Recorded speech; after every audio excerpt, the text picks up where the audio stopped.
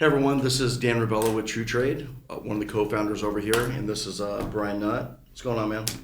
We're doing good. Yeah. So we're just here to tell everybody the point of this podcast is to bring the truth to the trader. Right. Yeah, we wanted to come up with a podcast that actually added value to everyone, and whether you're trading automation or whether you're trading manually, we all get frustrated trading, and we're just here. We want to provide value. If you're thinking that we're going to have a podcast where we're going to sit here and sell you on things, you're going to be completely wrong. We're here to give you the cold hard truth on trading, break open some of our platforms, what we do, what you guys are doing wrong, what we've learned over the years. You know, Brian, what do you see mostly? It's just a lot of misinformation. Most traders are new. They don't know what they're doing. They're looking online, other sources, for information, right? Right. But most companies are not telling traders the truth, and they're not running systems that are actually viable, and they're not providing the requisite support to actually use those systems effectively. So you have a lot of people, other companies selling bots that are, half-baked systems. There's no infrastructure, there's no support, there's nothing to guide the trader, because a bot by itself is simply a tool. TruTrade sells bots, yes, we're a software company, but we're selling tools. If those tools are misused, you will not get the desired outcome, right? If you want to be successful, the bot will make it far easier to be successful, because we're not teaching you how to be a trader, we're teaching you how to use a bot, which is a very different thing. So if you use a bot effectively, you can just jump that whole brutal learning curve of, the 6 to 12 months of getting beat up in the markets, losing money, getting frustrated, right? Because you don't know what you're doing, you're learning the hard way. So that's how it was like in the 90s, early 2000s, before this technology was mainstream, and because the big money's been using bots for decades now. But with the advent of the tech in the last 5-6 years, this stuff has trickled down to the mainstream. So now it's now accessible, and that's basically what TruTrade was here. That's what we do. We bring this tech from Wall Street to Main Street, which sounds silly, but it's true. That's what we do. So we brought the same mindset, the same tech down to the retail trader. And what's frustrating too is us or any other company out there, we I can speak for ourselves, we build amazing products, and a lot of times the client, more times than not, they'll still bring in that human factor into play, where they'll still use automation, but they still follow the old bad habits, do you see that so too? basically, Yeah. okay, so let's talk for a minute. The number one problem we have in this business, right? It's risk management and the lack of understanding and the lack of care. Frankly, most traders, they're not successful because they don't want to be. And deep down, they know what I'm saying. They know it's true. So they'll buy a bot, right? And they're going to keep using the bot. They're going to over leverage. They're going to swing for the fences. This is particularly true of prop traders. They're the biggest offenders, because with prop accounts, the prop account thing solves a lot of problems, right? The average person, makes 50, 100 grand a year, whatever. They don't have enough money put away to have enough capital to actually trade effectively. So they'll open these accounts that are $5, $10, maybe $15,000, and that's enough to learn how to trade. But it's not a big enough account to actually make enough money to make a difference in your lifestyle. So therefore, they're going to get impatient. They're going to trade too big. So let's use like the NQ, for example, right? The NASDAQ 100 futures. That's the most popular thing that we trade here, right? So people have seen us online. We trade mostly the E-minis, NQ, ES, RTY, YM, whatever. And we mostly just crush those. That's where the bulk of our profits come from, right? Sure. So that's most of our customers, that's what they trade. So like, for example, with a lot of prop accounts, let's use a 50K account. I'm not going to mention any names here, but there's a lot of, 50K prop accounts, your standard cookie cutter format. Sure. And they'll allow up to 5 to 10 contracts to be traded on a 50K account, which is just disastrous amount of leverage, right? And a lot of new traders, they'll think, oh, that's okay. Well, they let me trade 5 contracts, so that's okay. I should be trading 5 contracts. One thing that I see too is not only when they use the prop account, which is totally fine, it's just they also don't treat it like it's real money as well. So because it's not. Right. Not in the eval phase. Well, but again, it goes right back to whether you're trading a prop account, whether you're simulation trading, whether you're trading real money, it should all be traded in the same way. Yeah, it's all the same. Sure, it should be treated that way. But unfortunately, prop trading simulation, we all know everyone's guilty of it. They trade a lot more size than they normally would be, taking a lot more risk than they normally would be. And they're confusing that on how you actually apply automation, manually trading, and the biggest offender would be, if you have a smaller account, these guys are just trading too big a size. Right. They're just not because there's a lot of reasons for that, and the roots are psychological, right? Sure. Like I said, if you don't have any money and you're trying to get rich quick, you're going to cut corners, sure. right? And that's what they're all doing. They're all doing the same thing. They're using a prop account because they don't have money of their own, which is fine, And if you use a prop account responsibly, you will get from point A to point B much faster than sit in your basement grinding away with a $5,000 account trading the MNQ or MES, right? That's a really tough grind to get to where we want to go doing that. Right. So the bulk of our customers, I would probably say, I don't know, maybe 50% of traders generally are using prop accounts now. So this is a major topic, and the company, I keep blowing up my eval, right? Sure. Well, there's a reason for that. Unfortunately, a lot of these companies, like I said, I'm not going to mention any names here because we're making the generalizations, but if you've been around, you know what we're talking about here. So they'll let you trade 5, 10 lots, and they do this because they know you're going to gamble, and they know that they can keep hitting you over the head for those reset fees, right? So they're making the bulk of their money off of you failing your eval because you're gambling and you're over leveraging and you're just trying to, and that's like Dan said earlier, let's say you have a $2,500 drawdown, right? And you're trading a 5 lot of the NQ, you're playing with fire, you're going to get burned. Right. You may get lucky on a trade. Every trade's a roll of the dice. Every trade, even if we have like an 80% win rate historically on a data series of 10,000 trades, every single trade's a roll of the dice. So you can't just load up on a 5 lot of the NQ, with a risking $800 per trade and swing for the fences. So if risk management is treated appropriately, you can make huge money in this business. A 1% per day return on 10,000 is $100. On 100,000, it's 1,000. On $1 million, it's $10,000. Doing the exact same thing. So if you just take your time, do things right from the beginning, stop trying to cut corners, stop trying to get funded in 5 minutes and be an instant millionaire, and be a responsible adult and trade accordingly, you will be successful. It's not that complicated, right? So at TruTrade, we lay this out. We have when you buy from us, you get step-by-step instructions on how to treat an account of this size, say a 50K or 100K or whatever, whether it's your money or props, the same thing. The only difference with a prop account is that you have an even tighter leash around your neck because you have Sure. But the thing is, people tell me all the time, oh, well, Brian, the prop account, I'm trying to operate with this, $2,500 drawdown, right? It's usually Sure. $2-3 grand. Right. But the thing is, that's actually responsible. I don't have a problem at all with the prop firm's drawdowns. You know what that's called? Being responsible. They're like, oh, it's too tight, $2,500, I can't make it. But that's where it should be. That's where if your drawdown is $2,500, you shouldn't be having a daily drawdown of more than 500. They're just running way too fast. I mean, I can tell you from my own career, nothing happens overnight. Nothing good happens overnight. It all takes work. It all takes a lot of sacrifice. Whether you're trading with automation, you still have to utilize position management. You still have to utilize risk properly. If you're trading a $10,000 account and you're trading a 1 lot and you just made $600 or $700 for the day, and if you continue the trade, whether it's automation, whether it's manually, what have you, again, that's a no-no. Automation is a tool, like Brian was saying earlier, and they're abused most of the time. And it's frustrating for us because we spend millions of dollars on R&D, we trade, and it's frustrating. A lot of times we see our clients, they run too fast. I mean, we'll sell a platform one day, 3 days later, we have a bunch of emails from a particular person. It's usually maybe 5% of our clients, and they're running so fast. It's like if you just take your time. We put a lot of time and money and effort. We trade these platforms. We spend a lot of money trading. We do very, very well, and we want everyone to do well, which is why we have this podcast. We're sitting here not saying buy TruTrade by all means.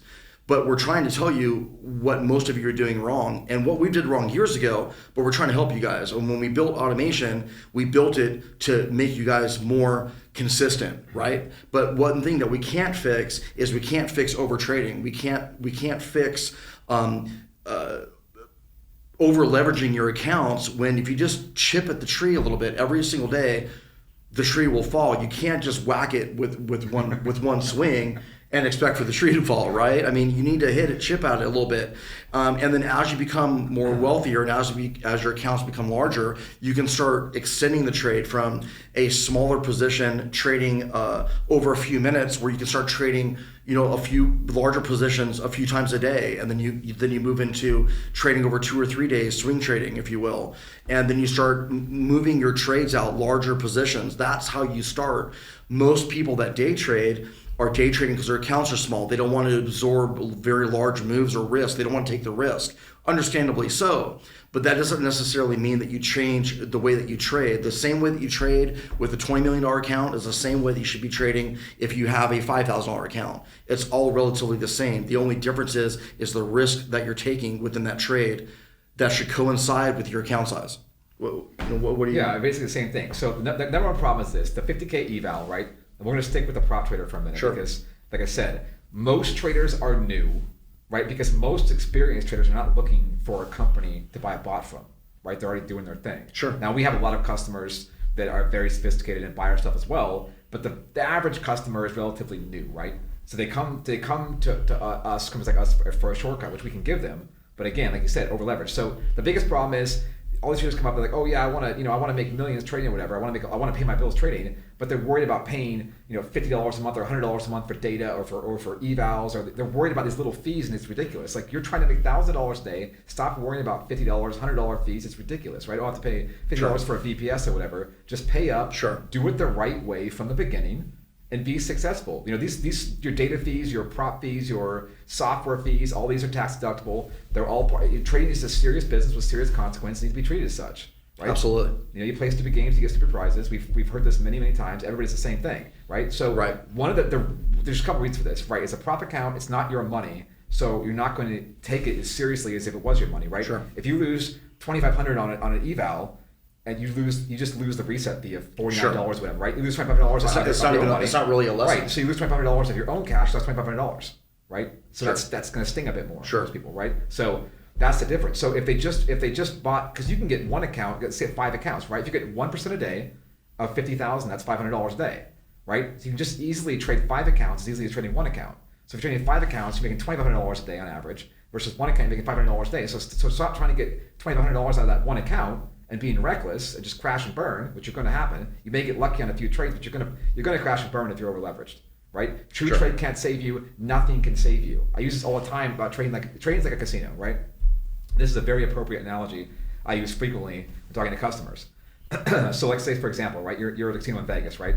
The house has the edge. Any given roll of the dice, any given hand of cards, any given pull of the slot machine. And again, trading, there are gambling parallels. Investing has the difference that we have the edge, right? The house has the edge. Sure. So if you sit there and play, any given trade, any given hand of cards, or pull the slot machine handle or push the button, you can win. So in the short run, you can do the wrong thing and win. But if you sit there long enough, the house always wins. You will lose. That's why when you win big, they give you the free hotel. They want to keep you there because eventually the law of averages will catch up to you when you will lose, right? And the same reason why there's position limits at tables. I talk about this all the time. You can't go in there and put $1 billion on random roulette because the house won't let you. They won't take that kind of stupid over-leveraged risk. But you'll go in there on your prop account and take a 10 lot of the NQ on a 50K account and lose and blow the whole thing up. So we have to be the house. We have to. Our edge is in our discipline and our execution, right? We risk X amount per trade. The bot will give you really good trade selection. So the bot will make sure you don't take stupid trades that aren't worth the risk. You're risking $1 to make 3. We'll take that bet every single time. So the bot will make sure that you don't miss trades. You don't try to cherry pick your own system. Your trade selection is good. You get all trades in the sequence, and that your money management is consistent because you can set the max risk per trade and per day, and the bot can on a timer control all these things. Well, that's the whole premise of having utilizing automation. But unfortunately, with bots, like I said, with new customers that are trying to get rich too quickly, we recommend you sim for at least a week. I want to make sure you understand what all the buttons on the control panel do before you fly the plane, right? That's why they have flight simulators, right? Obviously, the bots aren't that complicated. They don't require you that kind of time, like flying a plane cockpit or something. It's not that complicated. Most of the things that need to be done, that need to be known, have been obfuscated from the user. They're like, for example, the complex filters, right? They're just hidden behind a button on off, right? So the learning curve is very small, but like I said, trading's a serious business with serious consequences. You can make or lose big money. You have to be responsible. If you're responsible, the bot will allow you to go from point A to point B much faster. Sure. You can get phenomenal results if you just use the bot like a responsible adult. And most of our clients do this. We're going to go on this rant here because we have maybe like 5% of our clients or something that act this way. And another problem too is being very successful in other endeavors. Like let's say you were like a big real estate guy or something, and you come into trading, you already have tons of money. And you're like, I can do this. You just whatever. Sure. I'm not going to sit here and read this. I've already made my money. Blah blah blah. Right? And they get humbled very quickly by the markets, right? Because they just go in there, swing a big stick, and hit themselves with it. So it's a common thing, and we see this all the time. Right? It's all percentage. It's all numbers, right? 1% a day on $1 million is $10,000 a day. That's huge money for most people. But that's not even a big return. 1% per day is like what we aim for, right? Sure. You can get more than that if you want to, take a little bit of turbulence, or even 0.5% per day. 0.5% to 1%. So, if you're using prop accounts, an average of 50K, that's still $500 per day on average. Sure. So if you have 10 of those, that's $5,000 a day. That's $100,000 a month. Just chipping away, like you said, chipping away at the tree. That's $1.2 million a year with 5 prop accounts, just chipping away at it, being responsible and taking your time. It's not that hard. Anybody can do this if they just sit there and can follow basic instructions and don't get crazy with it. Yeah, and that's exactly why we put together the podcast, because we're not sitting here just trying to sell bots and just make a ton of money. I mean, we build things because we're trying to change the game, and I think we're doing a very good job doing it. And we take a lot of things to heart because if most do very well, we're talking about what, the 5 or 10%. Yeah, any given month. Any given month, we're trying to turn those guys around, right? Those are the ones that we really want to slow down and do well. And this flows right into your other trading as well. It's not just about our automation. Everything that Brian was just talking about, it's just general in trading. It's just over leveraging. You're trying to get to Z way too fast, and we just want you to get to B.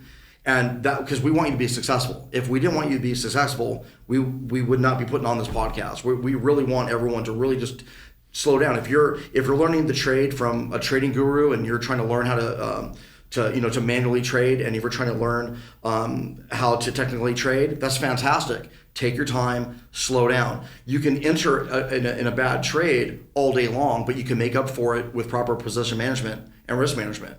Not everything is entering in the right place. It's also how you execute it as well. It's also how you have to have an out plan, not just I'm entering the trade. You need that. The out plan is more important than entering for the most part.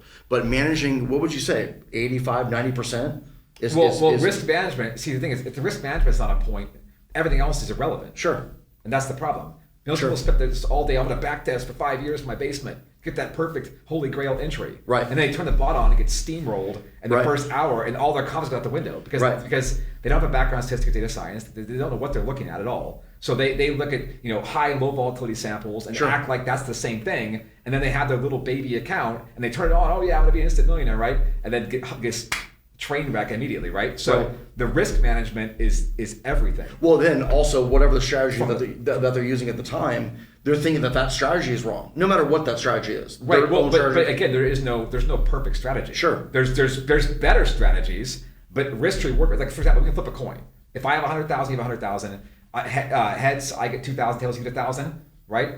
I'll clean you out. Like 50 flips of the coin. You may get ahead for a minute, but I'll have all your money. Right? Sure. So same thing with trading. We have to have enough reserve to weather the storm because trading. This is the thing. You could do everything right and still have a losing trade, and that could be demoralizing. Right? Just like at the casino, they have the edge, but you can go in there and get on a big hot streak, right? And you can be doing everything right and go on a big losing streak as a trader, but you have to have enough capital to take 10 losers in a row and just brush it off. Now that's never going to happen even flipping a coin. The most you ever lose is maybe 2, 3, 4 on a crazy session, right? With no stop and reverse or whatever. Sure. But my point is, if losing 10 trades in a row would blow you out, you're in over your head. I use that as a standard metric, right? If I could take 10 losses in a row and not even care and still go about my business with no emotion, then I'm good. If most traders are like 3 or 4 losses and then they have to lower their position size because they can't even stay in the game. Right. They're already that's over leveraged. way too much leverage.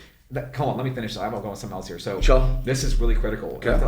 I hear the word fun all the time when people call me, right? They're like, oh, I want to, but that's not fun. This is not supposed to be fun. It's a business. Stop trying to have fun. I realize that we're traders. Speculation's in our blood, right? Trading's kind of an outlet. Kind of the gambler mentality will get drawn into this, right? Sure. But this is serious business and treat it as such. Like I said it over and over again. So one of the issues we constantly run into is that, well, that's not fun, right? I hear this, because again, if you're having fun trading, let's say you put on a position side, you put on a trade, right? And you walk out to go walk the dog or whatever, and all you can think about is that trade, you're in way over your head. If you can't go to sleep at night because you're thinking about the market, you're over leveraged. Sure. Right? The trade size should be so small that you are bored. And once you're bored, that's when you're killing it. Like for example, if you have 100,000 and you're risking, $250, $300 per trade, that's boring, right? But you can grind out $1,000 a day like clockwork doing that with no emotion, perfect trade selection, no deviation of game plan, and just grind it out like that. That's what this business is. And that's where the deviation comes from.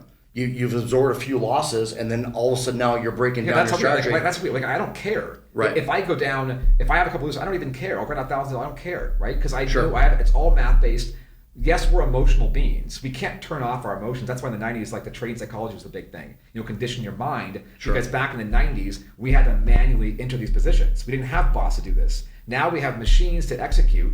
And the bulk of trades coming now are being done by big institutions with automation, right? Whether they're doing hedging or they're mean reversion or they're just using machines just to fill large order blocks, right? So the bulk of volume now is from machines, and that's why it moves. It moves. So the same things, like if you look back in the 90s, right? The same chart patterns still work. Like I look back at a chart of Microsoft in like 95, same setup. Same thing. I can run that on NQ tomorrow with futures and still make money, right? But the speed that pattern plays out is much faster now than it was back then. Levels faster. So trying to click a mouse, what we call a mouse clicker, also known as a liquidity provider in the industry. Sure. Right? That's all you're doing, right? That's an uphill grind. It's very hard to click a mouse. So we've used bots to solve all that, right? But we wanted to touch base on just the importance of money management, right? If money management is not done properly, your trade. Most people focus on entries, right? Like you said, but the exit's even more important, right? Yes. The money's made when you sell things, not when you buy them, right? Same thing with the real estate. You got to buy at the right price to be able to sell at the right price. Sure. If you pay too much for your inventory at your store, you can't make money off of it, right? Sure. So same thing with trading, right? Buy low, sell high. You've heard it a million times in any business, but again, the leverage, most traders over leverage. That's the point we're trying to make here. This is almost every trader. Oh, I've blown 10 evals, I've blown 20 evals. And then the worst thing is when they over leverage and blame the bot, right? They'll take on too many contracts and they'll blame the bot. Oh, it's the bot's fault, right? That's just ego defense. It's an easy way out to blame the bot when you over leveraged. Yeah, take a deeper. If you don't mind, let me just jump in real quick. So we have a trader everyone knows. One of our clients been with us for close to 4 years now, Guillermo. He has everything lined out from the get-go, from passing his eval. And what does Guillermo do? Nothing. He turns the bot on, he leaves the static settings alone, and he's out when he makes a certain amount of money that he wanted to make that day, and he's done. And then when you watch that, it seems like it's so simple, but it actually is. Because like Brian's explaining here, he's not over leveraging, right? So when you start watching his, or we have many other traders that have their own YouTube channels as well. When you're seeing them being successful, it's because they're really adhering to what we're telling them to do, which is nothing, which is run the bot and run the settings. The settings already by default are already optimized for trading. Okay, so when you just run them, the problem is when you're making money and you continually, I made $400 real quick. I wonder if I just leave it on all day, what's it going to make? Oh, it's automation. It should just be keep making money all day long. This is the farthest from the truth. This is not what we want to relay as a company. We want everyone to make money. We want everyone to make money safely. And yes, you can swing for the fences, and you can make $1,900 with an investment of $150, sure. But what we're trying to do is you'll make a lot more money, risking $1 to make $3 all day long. Like Brian was saying earlier, if you're trading a one lot and you're right 4 out of 5 days a week, I mean, you're making over 6 figures. It's kind of an astonishing number for such a low risk, but that's how important it is to not over leverage your account. Do you have anything more to add like that? Yeah, that's basically it. When you over leverage, you are now giving up your edge, okay? That's why casinos have table limits. If a billionaire comes in there and says, I want to put $1 billion on red, they will say no, right? It could be a double zero, and they have like a 53% chance of winning that spin, but they still won't do it because it's not high enough to risk losing the house over, right? That's why they keep building more casinos. That's why you as a trader, if you just get a 50K eval, go for a few $100s a day, right? No more than 1% drawdown per day, because it would take 5 consecutive max loss days to blow out the eval. That's never going to happen, even flipping a coin, right? So you've got to set it up to where even if you're just flipping a coin, like let's say you get a 2-to-1 payout, right? And you have enough money enough buffer to lose 10 in a row and still be in the game, you're never going to lose. You'll have a losing day here and there, but at the end of the month, you're going to be way ahead because every time you flip that coin, so you don't have to have this big win rate. That's something I want to talk about too. He also, Brian, what's the win rate? What's the win rate? This is an amateur question. I'm sick of hearing it, and I want to address it on this podcast. Stop asking what the win rate is. The win rate is for you to feel good. Oh, because we'll hear people say, but I won 78% of my trades, but I lost money today. Well, the joke's on you, right? Sure. The win rate makes you feel good like you're right? It feeds the ego. We don't care about the win rate. You can have a win rate of 25% and make billions of dollars. If you're getting a 10-to-1 payout, like on a big trend position, and you're getting a win rate of 25%, that's $1 billion stuff right there, right? So stop talking about the win rate. The win rate, like most scalping bots are going to win between 66% to 85%, depending on the day, right? So they're going to win more than they lose. Typically, it's 2 out of 3 to 4 out of 5. That's normal, right? But again, if the risk to reward ratio and the trade frequency and your ability to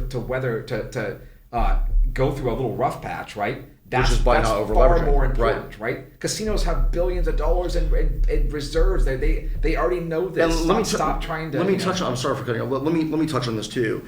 The reason why Brian keeps reverting back and using gambling analogies is because once you start over leveraging and once you start taking the basic rules away, or at least from what TruTrade is for, trading automation, once you start taking over that and over leveraging and over trading, that you go from being a trader to a gambler. Exactly. That's why he's using that. We're not trying to say that gambling's the same as trading, but what we're trying to say is by over leveraging, by abusing the automation or abusing trading in general, which is what 99% of the people do, that's gambling. Not the new traders.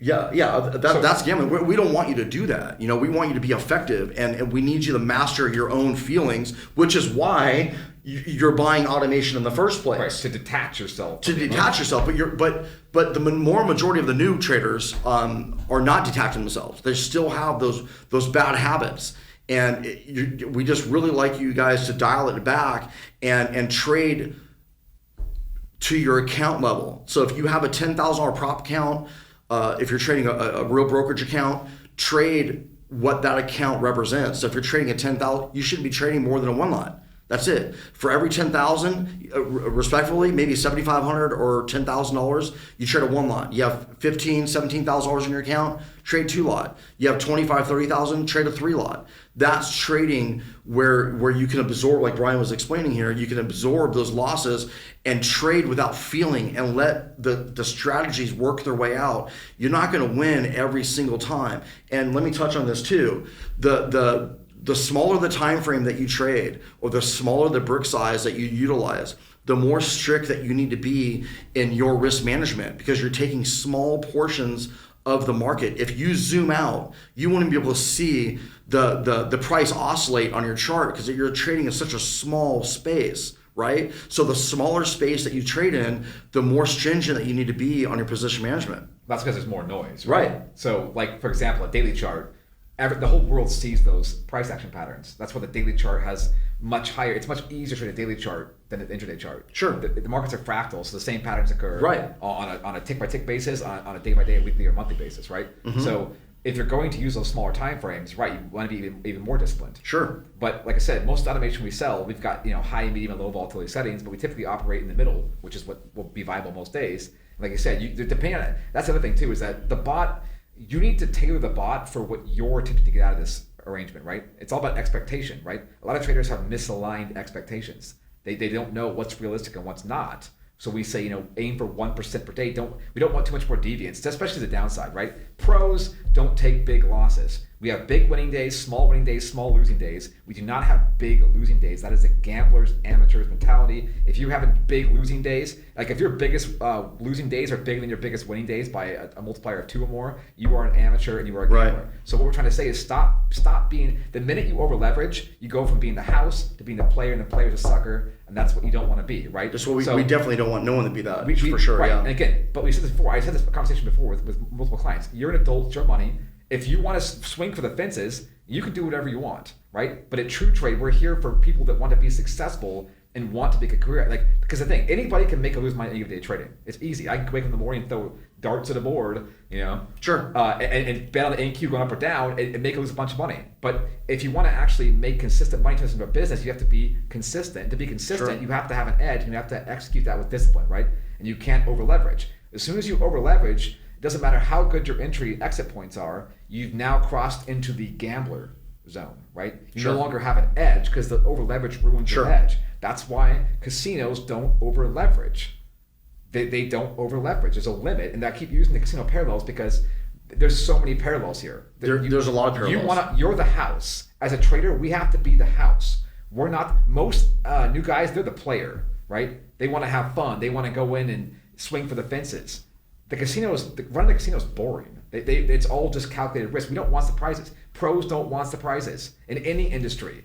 Surprises to keep you up at night. You screwed something up. right? Right. If your trading is going, if you're like, let's say like we have a software business, right? Mm-hmm. And let's say I'm not thinking about my trades during the day. They're just happening in the background, right? Because I know what my leverage is, I know what I can handle, I know what my accounts are. I've been doing this for 20 years, I know what I'm doing, right? So the new person, they're like, oh, okay, well, they put the trade on and they're thinking about it, and they're excited about it. I know it's exciting, making money's exciting, right? Sure. But the process should be boring, mundane, routine, and that's when you win. Like, for example, if the average person, like, let's put $1,000 in their account, right? And they trade one MQ or one MES, one micro, right? Like nothing, like 50-cent fluctuations per tick, whatever. Sure. It's so boring that their discipline never got out of line, right? If we say I'll pay you $1,000, say to sit here and follow this thing perfectly, and they'll actually win. They'll be like, we're not winning now. Right. But the dollar amount's nothing, but it's the But process. but the confidence level is right, they'll way start more. winning. Right. Like if you treated trading like a job, where like, okay, I'm going to pay you $10,000 a week to sit here, and you're going to do this exactly what I say. You're going to follow instructions. And then guess what? You're going to win, right? You're saying, oh, that's not fun, but it's not supposed to be. Stop. Okay, I get trading's fun, money's exciting, but have fun with the money. Make the trading a serious business. Have fun with the profits. Yeah. Right. And I think this is a great episode of this here, and I would like to say I think that's a great segue into the next one that we're going to do. Definitely, we should start talking about expectations as well. I don't want to talk about in this one here, but I think we covered a lot. Anything else you want to add, or? Yeah. So before we go to expectation, that's the main thing, right? If your expectations are misaligned, that's going to cause you to over leverage. So Absolutely. there is some connection there. Absolutely.